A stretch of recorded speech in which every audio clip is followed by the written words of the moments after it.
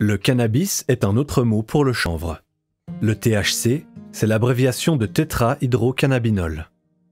Le THC, c'est la substance dans le cannabis qui donne l'effet planant.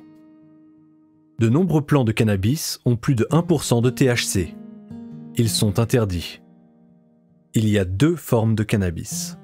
L'herbe, les fleurs et les feuilles sont séchées, on dit aussi marijuana, weed, kiff. Le hashish, la résine de la plante est mélangée à d'autres parties de la plante.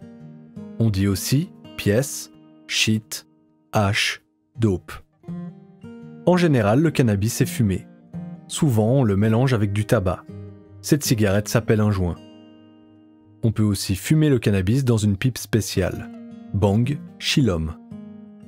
On peut aussi manger ou boire du cannabis. Quand on prend du cannabis, le THC parvient au cerveau. Le cannabis agit sur le cerveau comme une récompense. Il procure un sentiment agréable, il détend. Le cannabis comporte des risques. On a des problèmes de concentration, l'apprentissage est plus difficile. On réagit plus lentement, le risque d'accident augmente. Avec le temps, on peut avoir des problèmes respiratoires, on peut avoir des problèmes psychiques, on peut devenir dépendant. Plus on prend de cannabis, plus les risques sont élevés. Vous avez découvert que votre ado consomme du cannabis? Demandez à votre ado, est-ce que c'était juste pour essayer? Consomme-t-il de temps en temps ou plus fréquemment? Que pense-t-il du cannabis? Connaît-il les risques liés à sa consommation? Expliquez clairement à votre ado que vous souhaitez qu'il arrête. Le cannabis est dangereux, particulièrement pour les jeunes. Les ados ne devraient pas fumer. Certains ados refusent d'arrêter. Si votre ado a moins de 16 ans, discutez-en avec du personnel spécialisé. À partir de 16 ans, on peut tenter de trouver un compromis. Consommer du cannabis ne doit en aucun cas avoir un impact négatif sur la formation ou les loisirs. Il ne doit s'agir que d'une consommation tout à fait occasionnelle.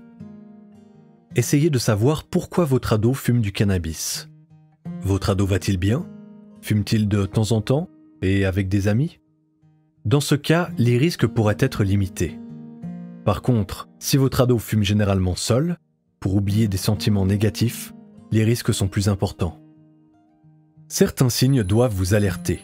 Si votre ado est moins motivé à l'école ou au travail, si ses résultats baissent, si votre ado se referme et refuse de discuter avec vous, si votre ado consomme régulièrement, par exemple pour diminuer le stress ou pour arriver à s'endormir, les centres spécialisés pour les jeunes ou en addiction reçoivent volontiers les jeunes et leurs parents.